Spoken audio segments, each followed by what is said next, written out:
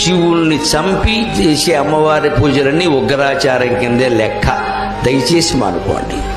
మేము మొక్కుకున్నాం మేకనేస్తాం, మేము మొక్కుకున్నాం కోడినేస్తాం, ఇంకోడు నిన్ను మొక్కుకుని వేసేస్తాడు, ఒప్పుకుంటావా?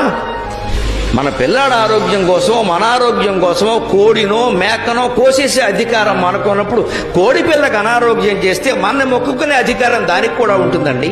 మానవ హక్కులు మానవులకే కాదండి, కోళ్ళకి జంతువులకి అన్నిటికీ ఉంటాయి.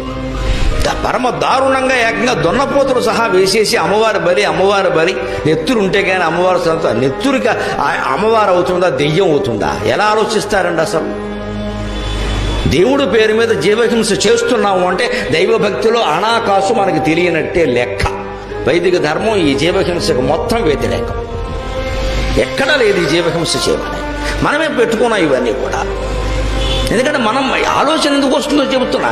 బ్రాహ్మణ జగడీ పని శాఖ